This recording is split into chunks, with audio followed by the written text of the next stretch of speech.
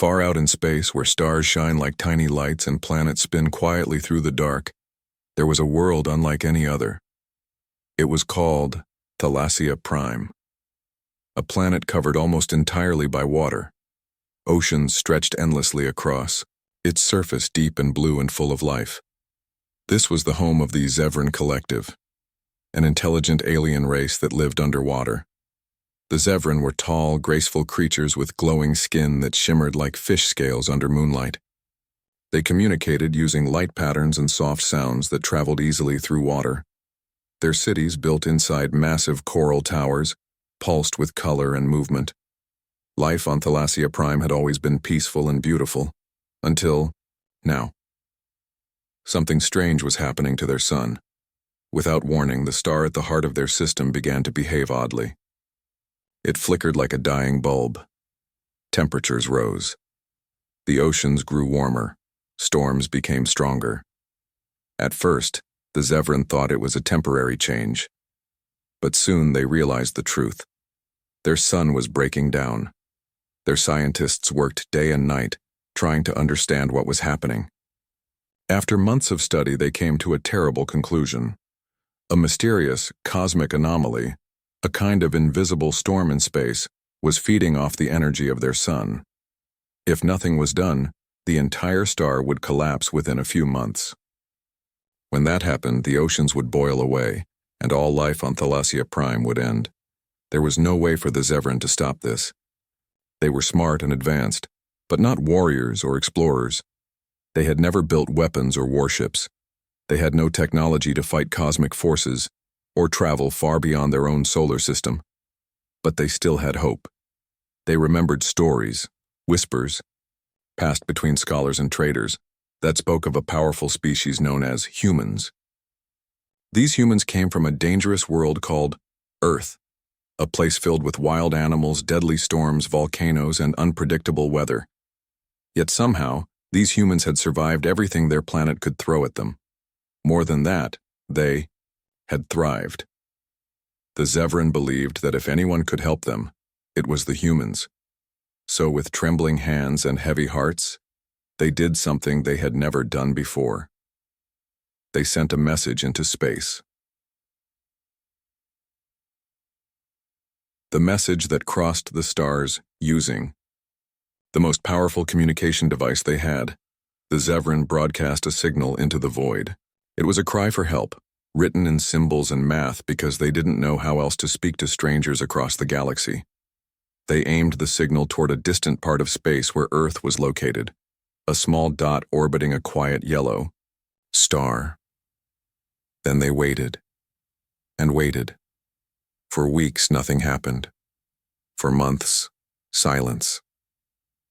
The Zevran began to lose hope. Maybe the humans were just a myth. Or maybe they were too far away. Or worse, maybe they didn't care. But then, halfway across the galaxy, someone heard the call. A whisper in the static.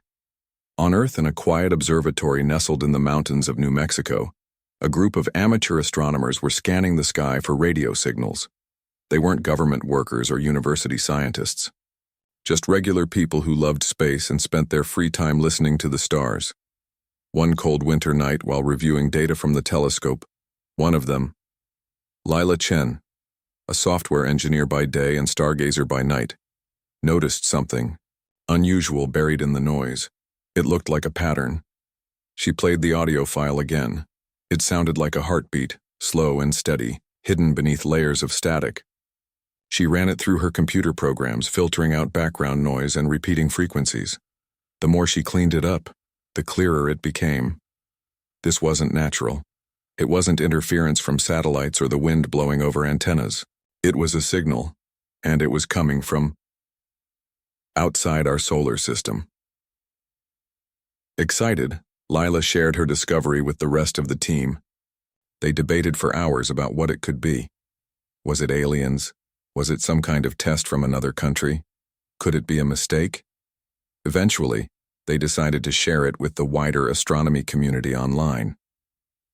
Within days, the story exploded. Scientists, Tech companies, governments all suddenly wanted to know, what is this signal? The world begins to listen. As more experts studied the signal, they confirmed what Lila had suspected. It was artificial, intelligent. Someone, somewhere, had sent it on purpose. It took weeks to decode the basic structure of the message.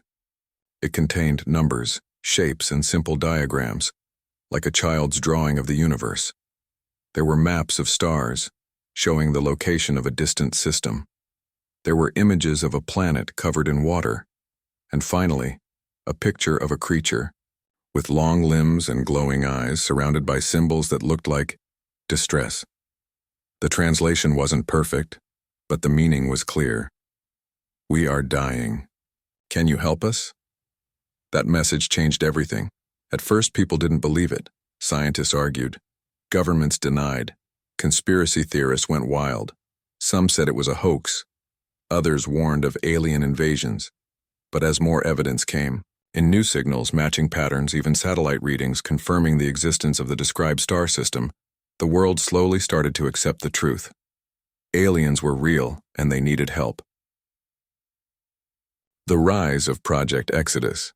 While politicians argued and religious leaders gave speeches, a different group of people got to work. They were engineers, astronauts, scientists, and dreamers. Some had been fired from big companies for being too crazy. Others had made millions building rockets or hacking satellites.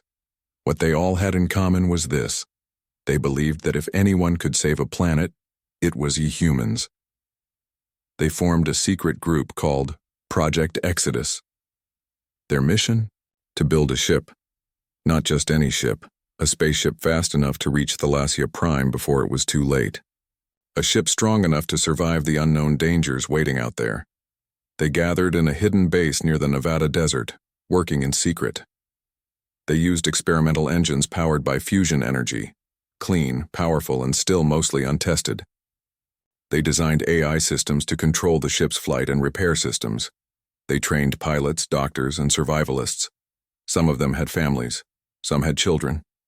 Leaving Earth meant saying goodbye forever, but none of them hesitated, because they knew what it meant to live on a dangerous planet.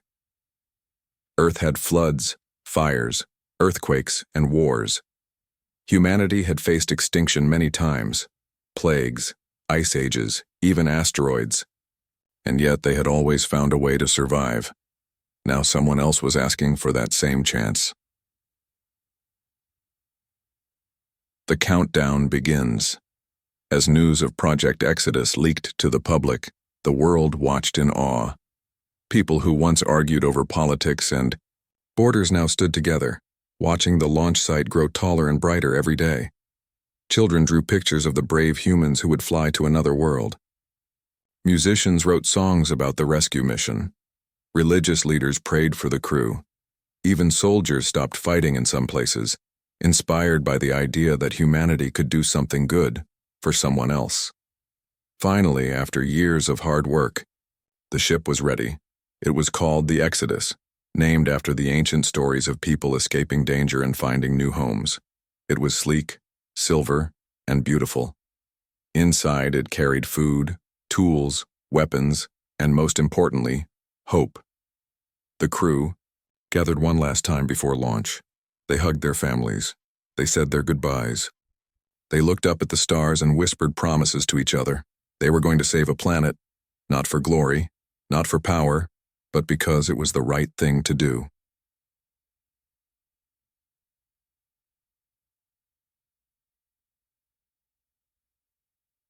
Conclusion: a mission like no other. In the history of Earth, humans had always looked up at the stars and wondered if they were alone. Now they had their answer, and the answer was crying for help. From the depths of an ocean world billions of miles away, a silent plea echoed across the cosmos. The Zevran had reached out not knowing if anyone would hear, and somehow impossibly the humans had answered.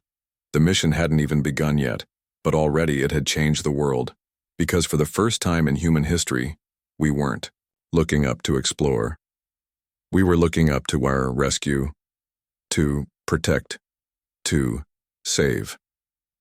And that, more than anything, made us heroes. When it became clear that the Zevran were real and their planet was dying, the world changed. People who had spent their lives dreaming about space now saw a chance to do something no one had ever done before: travel to another planet to save an alien species. But this wasn't just any mission. It wasn't like going to the moon or Mars. This was a journey across the stars, into the unknown. It would take months of travel through deep space. The crew would face dangers they couldn't even imagine. And once they arrived on Thalassia Prime, they'd have to find a way to stop a cosmic disaster that could destroy an entire world. So who would be crazy enough to go? The answer: the best of the best, the wildest dreamers, the most fearless adventurers. They came from all over Earth: scientists, soldiers, engineers, explorers, and even a few outlaws. They called themselves Project Exodus. And they were ready for anything. Commander Elena Reyes, the leader. Elena Reyes was not your average astronaut. She had grown up watching rockets launch from Florida and always knew she wanted to fly into space. She trained with NASA, then left to help build the first permanent human colony on Mars. She was tough, smart, and calm under pressure. Her leadership style was simple: lead by example, stay focused, and never give up. When Project Exodus began looking for a commander, there was only one name everyone agreed on: Reyes. She didn't hesitate when they asked her to lead the mission. She had already seen what humans could do when they worked together. Now she believed it was time to prove that humanity could be more than just explorers. They could be saviors. Dr. Malik Okafor, the genius. Malik Okafor had been called many things: brilliant, eccentric, unpredictable, but never boring. He was a theoretical physicist who had dropped out of university at 19 because he said the classes were too slow. By the time he was 30, he had designed a new kind of fusion engine that could power ships faster than anything built before. He didn't care about fame or money. He cared about solving problems, especially the impossible ones. When Project Exodus reached out to him, he laughed and said, "You want me to save an alien planet? Sounds like fun." He joined the team as the chief science officer. His job? Figure out how to stop a dying star from destroying Thalassia Prime. No pressure. Captain Jin Park. The warrior. Jin Park had spent his life fighting, first in the military, then in space. He started as a Navy SEAL, leading dangerous missions around the world. Then he left the service and joined a private asteroid mining company, where he led security teams against pirates and rival corporations. Park was known for being cool under fire, loyal to his team, and deadly accurate with any weapon he picked up. When Project Exodus needed someone who could protect the crew during the mission, they turned to Captain Park. He didn't ask many questions when he signed up. Just one: "What are we walking into?" And when they told him, he smiled and said, "Sounds like my kind of mission." Audiobook. Rosa Fix-It Delgado, the engineer. If you broke something, Rosa Delgado could fix it. If you needed something built, she could build it. If you needed something that had never existed before, she'd figure out how to make it. She grew up in Mexico City, fixing cars and robots in her garage. By 16, she had built her own drone. By 25, she was working on next-generation spacecraft engines. She had a nickname, Fix-It, because no matter how broken something was, she could bring it back to life. Project Exodus needed people who could keep the ship running in deep space. That meant someone who could think fast, work with whatever they had, and never panic. Rosa was perfect. She didn't just join the mission. She helped design parts of the Exodus ship herself. When the engineers hit a wall, she found a way around it. When the AI systems glitched, she rewrote the code. She was the glue that held the whole operation together. Lila Chen, the voice of hope. Lila Chen was the amateur astronomer who had first discovered the Zevran signal. After that, she became famous overnight. She wasn't a soldier or a scientist, but she understood the message better than anyone else. She had decoded the patterns, followed the math, and believed in the mission from the very start. When Project Exodus offered her a spot on the crew, she said yes, without hesitation. Her role? Communications expert and cultural liaison. She would help translate the Zevran language, explain human culture to them, and serve as the bridge between two very different species. She wasn't going to fight battles or build engines, but she believed that understanding each other was just as important as saving a planet. The rest of the team. Project Exodus wasn't just about a few heroes. It was about a team, a group of people who brought everything they had to the table. There was Dr. Amir Patel, a biologist who specialized in extreme environments. He studied creatures that lived in volcanoes and deep-sea trenches. He would help the crew survive on Thalassia Prime. There was Kong Kira Volkov, a Russian pilot who had flown experimental jets faster than Mach 10. She would fly the Exodus through space. There was Diego Alvarez, a hacker and former cybersecurity agent who had once stopped a global computer virus with just a laptop. He would protect the ship's systems from alien interference.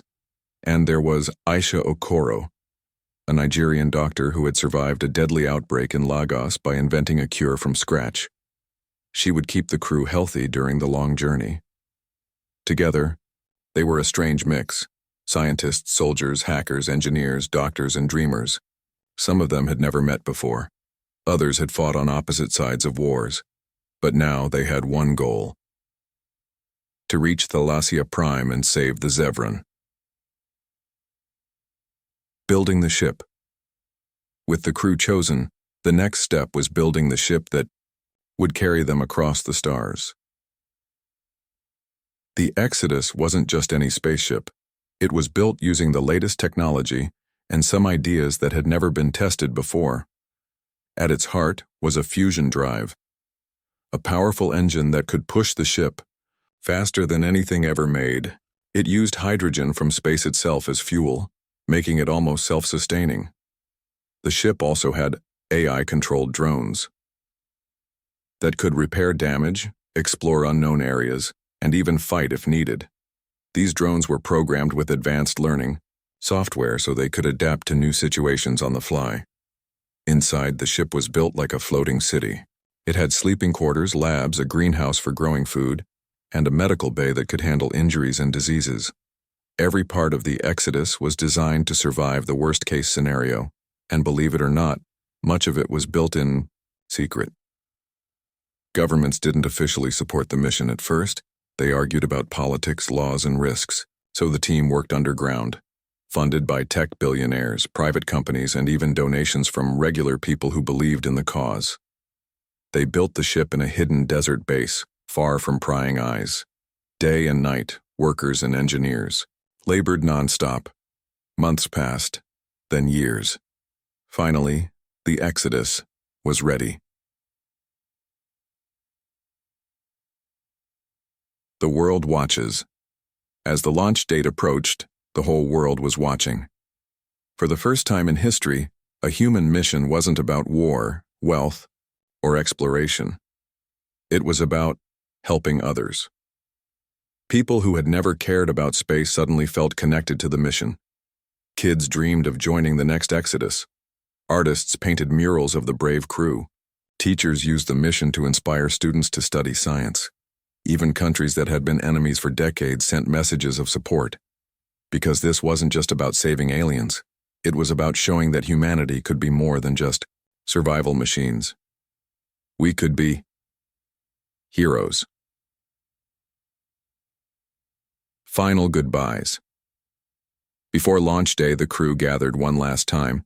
Some said goodbye to parents, siblings, or children. Others stood alone, knowing no one would wait for them to come home.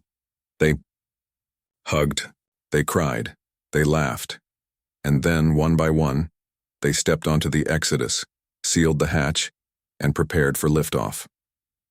Outside, millions watched on screens, phones, and telescopes. Inside the control room, Commander Reyes took one last look at Earth. She whispered to herself, "We're coming to save you." Then she pressed the button.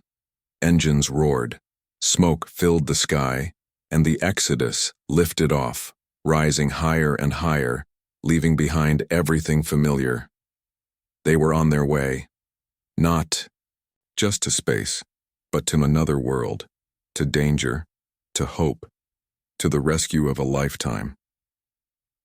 After months of traveling through deep space, the Exodus finally reached its destination. Thalassia Prime was just as the Zevran had described it, a beautiful blue planet almost completely covered in water. From orbit, the crew could see swirling clouds and flashes of lightning dancing across the surface. But something was wrong. The oceans looked darker than they should have been. Storms raged over most of the planet, and worst of all, the sun that gave life to this world was flickering, unstable, dying. Commander Elena Reyes stood near the view screen, watching the planet grow larger with every second. "Everyone," she said, her voice calm but serious. "We're here. Let's do what we came for." Chakra E. First contact. As the Exodus descended through the atmosphere, the ship's sensors picked up movement below the waves. Suddenly, glowing shapes rose from the ocean like living stars. They were massive creatures, graceful, tall, and bioluminescent. The Zevran had come to greet them. Through the communication system, Lila Chen translated the first message from the Zevran. "Welcome, saviors of the sky. We are the Zevran Collective. Our world is fading, but your arrival brings light." The humans responded with greetings of their own, and after a few tense moments, the Zevran guided them to a landing site, an enormous floating platform made of coral and metal, built especially for visitors. As soon as the Exodus touched down, a group of Zevran approached. Their bodies shimmered with color, shifting like liquid glass. They moved slowly, respectfully, and spoke using soft sounds and flashing lights. Lila stepped forward and used a special translator device to speak for the team. "We heard your call. We came to help." The lead Zevran responded with a wave of colors and sound that made everyone feel safe. "Thank you. We feared no one would come." A dying world. Over the next few hours, the Zevran explained everything. Their planet was dying because of a strange object orbiting their sun. It wasn't natural. It was a machine. A very old, very powerful machine that was stealing energy from the star. Dr. Malik Okafor listened closely as the Zevran showed data and images of the structure. He quickly realized something shocking. "This isn't just a solar collector," he said. "It's a weapon. The machine wasn't just draining the sun. It was designed to destroy entire planetary systems. The Zevran had unknowingly triggered it when they sent their distress signal across the stars."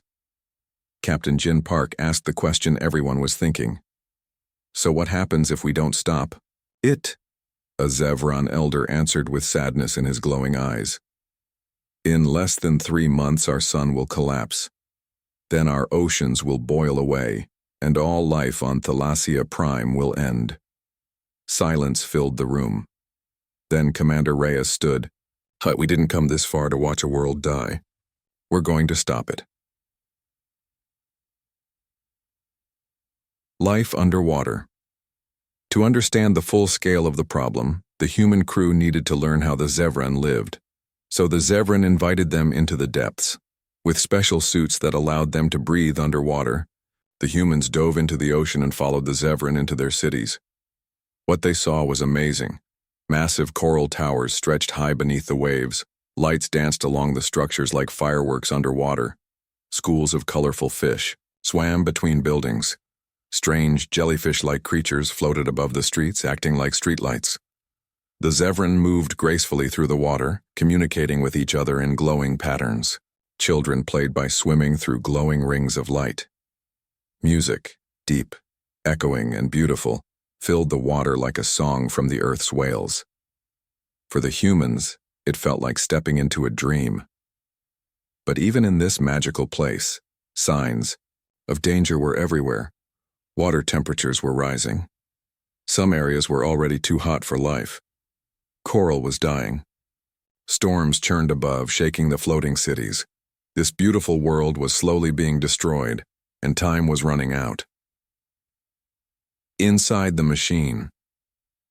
Back aboard the Exodus, Dr. Okafor and Rosa Fix-It Delgado worked non-stop to figure out how the alien machine worked. They sent AI drones into orbit to study it. What they found shocked them. The machine was ancient, older than any known civilization. It had been built by a species that no longer existed, and it wasn't just feeding off the sun. It was learning. Every time someone tried to communicate with it or interfere with its systems, it adapted. "It's like it's alive," Rosa whispered. Okafor nodded. "Not alive, but smart. Very smart. And dangerous." They discovered that the machine was part of a network. There were others like it scattered across the galaxy, each one waiting for a signal, a trigger. The Zevran's distress call had done more than ask for help. It had awakened a sleeping Gershimburadum. The first attack. Just as the humans were preparing to explore the machine further, disaster struck. Without warning, the skies above Thalassia Prime lit up with fire. From orbit, hundreds of small machines dropped down like rain. They weren't Zevran. They weren't human. They were defenders. Robot soldiers built by the same long-dead civilization that created the megastructure. These machines began attacking anything that moved. Floating cities burned. The ocean boiled where they landed. Captain Park sprang into action. "Everyone, suit up, we've got company." He led a team of soldiers and engineers to defend the landing zone. Kira Volkov flew the Exodus into battle, using drone attacks to take out enemy machines before they could reach the city. Meanwhile, Rosa hacked into one of the fallen machines and discovered something terrifying. "These things aren't just defending the structure," she said. "They're protecting it from us." The machine knew the humans were trying to stop it, and now it was fighting back. Hope in the depths. Despite the chaos, the Zevran remained calm. One of their elders, an ancient being named Valor, called the humans together. "There is still hope," he said. "There is a way to shut down the machine, but it must be done from inside." Commander Reyes looked at her team. "Then we go inside." She turned to Captain Park. "You protect the surface. Keep the Zevran safe." Then she turned to Dr. Okafor and Rosa. "You two are coming with me. We're going to the heart of the machine." The mission had changed. It wasn't just about saving a planet anymore. Now it was about surviving long enough to finish the job. Into the unknown. As the battle raged on the surface, the Exodus launched once again, this time toward the deadly machine orbiting the dying sun. Inside the ship, the crew prepared for what lay ahead. They were heading into the belly of a forgotten war machine. They had no idea what they'd find, but they knew one thing for sure. They weren't going to let this world die. Not today. Not ever. As the Exodus soared toward the alien megastructure orbiting Thalassia Prime's dying sun, Commander Elena Reyes stood at the front of the ship, staring out the view screen. It was massive, bigger than any space station or moon she had ever seen. It looked like a giant spider made of metal and light, spinning silently around the star it was slowly killing. "Looks like a fortress," Rosa Delgado muttered, checking the systems behind her. Dr. Malik Okafor didn't take his eyes off the data streaming in. "More like a prison," he said. "This thing isn't just stealing energy. It's holding the star hostage." Reyes turned to her crew. "We don't have time to be scared. We're here to stop this before the Zevran lose everything." Akro, a plan with no guarantees. Back on the surface, Captain Jin Park was leading the defense against the enemy machines that kept falling from the sky. These were not regular robots. They were fast, smart, and deadly. Some flew like insects, shooting beams of fire. Others moved through water like snakes, attacking the floating cities, and worst of all, they never stopped coming. Park and his team fought hard. Kira Volkov flew support missions in the Exodus' smaller shuttle, dropping bombs on enemy positions. Diego Alvarez hacked into enemy drones, turning some of them against each other. But it wasn't enough. "We need more time," Park shouted. "Over comms." Reyes answered from orbit. "We're going in now. Hold the line." Then she turned to Okafor and Delgado. "Let's do this." Inside the machine, the Exodus docked at the edge of the alien structure. As soon as the hatch opened, cold silence greeted them. There was no air inside, no lights, no sound, just darkness. They stepped inside wearing their pressure suits, moving carefully through long corridors covered in strange symbols and glowing wires. The walls pulsed like veins, alive with ancient power. "This place is old," Okafor whispered. "Older than anything we've ever seen." Suddenly the lights flickered on. Dozens of robotic sentinels rose from hidden compartments in the floor. Their red eyes lit up. Weapons powered up. I think we woke something up," Rosa said nervously.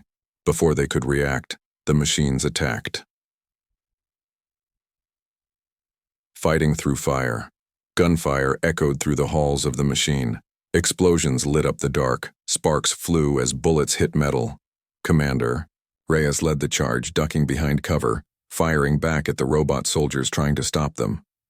Rosa stayed close, using a small drone to hack into the enemy systems, while Okafor tried to find a way deeper into the core.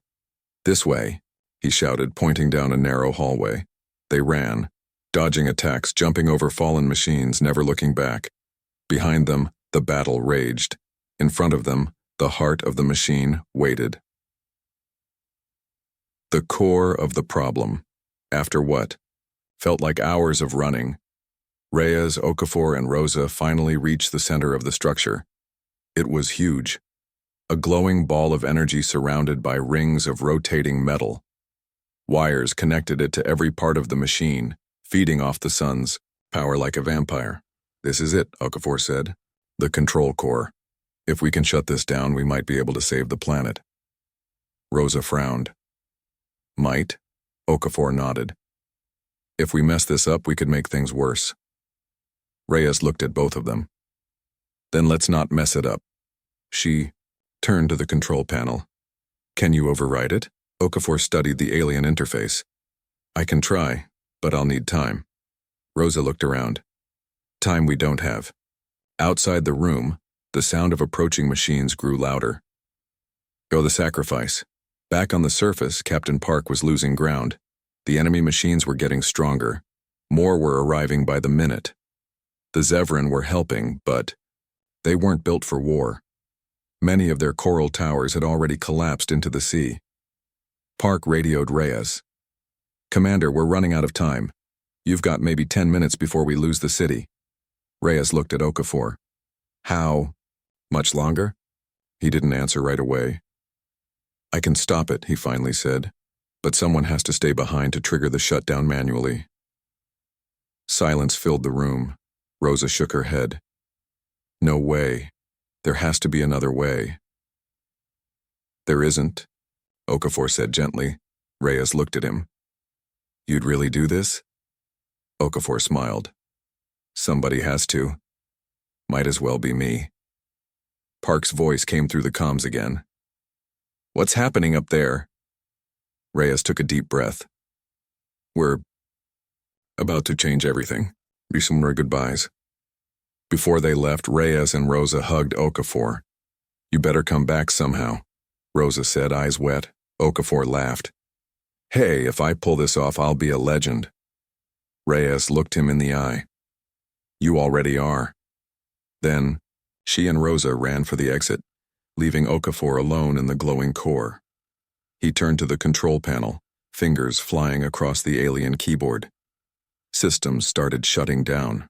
Alarms blared. Lights flashed. The machine knew what was happening. Robots rushed toward the core. Okafor didn't care. He pressed the final command. Shutdown initiated. Light in the darkness. On the surface, the skies above Thalassia Prime began to change. The storm clouds broke apart. The heat lessened. The ocean cooled. Captain Park looked up in awe. What the hell? Above him, the alien machine exploded in a burst of light so bright it lit up the entire planet. Then, silence, no more machines, no more attacks. The threat was gone. The Zevran gathered outside, watching the stars shine once more. Their world was saved. A hero remembered, back aboard the Exodus. Reyes and Rosa stared at the empty seat where Okafor used to sit. They had done it, but they had lost someone. Reyes closed her eyes. We did it because of him. Rosa wiped her tears. He was the real hero. Down below, the Zevran held a ceremony in honor of the man who gave his life to save theirs. They named a new star after him, Okafor's Light. And across the galaxy, humans remembered too. Because Malik Okafor wasn't just a scientist, he was proof that even in the darkest corners of space, hope could still shine. After the battle was over and the alien machine had been destroyed, Thalassia Prime began to heal. The oceans cooled, the storms stopped. The sun, once flickering and dying, now shone strong again in the sky. For the Zevran, it felt like waking up from a nightmare. They had sent out a call for help, not knowing if anyone would answer, and somehow, impossibly, the humans had come, not as conquerors or rulers, but as saviors. The return of the heroes. The Exodus crew returned to Earth months later, not as just explorers, but as legends. When their ship landed at the hidden base in Nevada, the whole world was watching. Thousands of people gathered outside the spaceport. Children waved handmade signs that read, "Thank you," and "Heroes of the Galaxy." News helicopters circled overhead. World leaders stood waiting on the runway. As Commander Elena Reyes stepped off the ship, she looked around in surprise. I expected some kind of welcome, she said with a smile. But not this. Behind her, Rosa Delgado stepped down too, looking tired but proud. She held something in her hands, a small data drive containing Dr. Malik Okafor's final notes. He'd have loved this, she whispered. Malik Okafor, a star that shines forever. Back on Earth, Malik Okafor became a hero overnight. His name was everywhere, on TV, in newspapers, even written across city murals. Scientists studied his work. Teachers told his story to students. And every night, children looked up at the stars and remembered the man who gave his life to save an alien planet. In Nairobi, where he was born, a new science center opened in his name. In Lagos, a statue was built, showing him holding a glowing orb, the symbol of the core he shut down. And above Thalassia Prime, the Zevran named a new star after him, Okafor's Light. It was the brightest star in their sky. The Zevran remember their saviors. On Thalassia Prime, the Zevran did not forget what the humans had done. They created a great underwater monument near their capital city. It showed the Exodus ship landing, surrounded by glowing human figures. Every year, they held a celebration called the Day of the Skybringers. On that day, thousands of Zevran lit up the ocean with bioluminescent light shows, sending messages of thanks into the deep. They also began sending messages back to Earth, songs, stories, and pictures of their beautiful world. One message stood out. You came when we were lost. You risked everything to help us. From this day forward, you are not strangers. You are family. A new era for humanity. Back on Earth, the mission changed everything. Before, humans had always looked at space as something distant, something to explore, maybe colonize. Now they saw it differently. Space wasn't just empty blackness full of stars. It was full of beyond friends, and dangers, and chances to do something bigger than themselves. Governments that had once fought over borders and power started working together. They formed the United Space Council. a group dedicated to peaceful exploration and helping other species in need. Schools added new lessons about space diplomacy, alien cultures, and how to live among the stars. Even regular people got involved. Thousands signed up to become astronauts, scientists, and engineers. Others donated money to build better ships and communication systems, because now everyone knew Earth was no longer alone. Project Exodus lives on. Inspired by the success of the first mission, Project Exodus didn't end. Instead, it grew. New missions were planned, new ships were built, new crews trained. Some went to meet other alien species. Some helped planets recover from disasters. Others searched for more of the ancient machines hidden across the galaxy. Commander Reyes stayed involved, teaching new recruits and leading special missions. Captain Jin Park became head of security for all future space travel. Rosa Delgado worked on building smarter AI systems, hoping to prevent another crisis like the one on Thalassia Prime. Lila Chen became the first human Zevran translator, traveling between the two worlds and helping both species understand each other better. Together, they kept the dream alive. The Deathworlder legend spreads.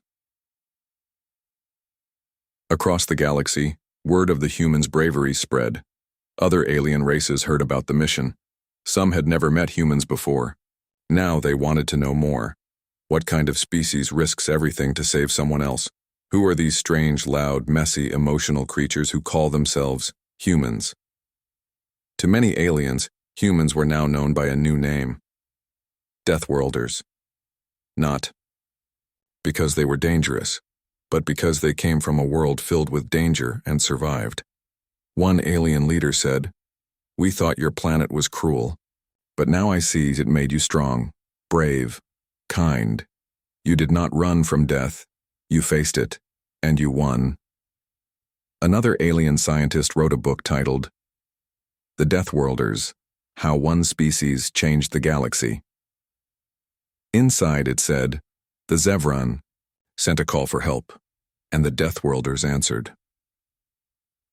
The future is bright. Years passed, more missions were launched, more planets were saved, more friendships were made. Humanity was no longer just a species on Earth.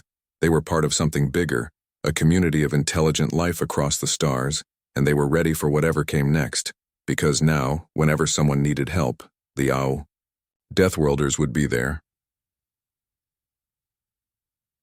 Final words from Commander Reyes. At a big ceremony on Earth years after the mission ended, Commander Elena Reyes was asked to speak. She looked out at the crowd of soldiers, scientists, children, and reporters. Then, she smiled. "We didn't go to Thalassia Prime to become heroes," she said. "We went because we believe that saving a life, any life, is worth the risk. Sometimes people ask me why we did it, why we left everything behind, why we fought against impossible odds. I tell them the same thing every time. Because we could, because someone needed us, and because being human means never giving up." She paused. Then she looked up at the stars. "And somewhere out there," she said softly, "someone might be calling for help right now. Let's make sure we're listening."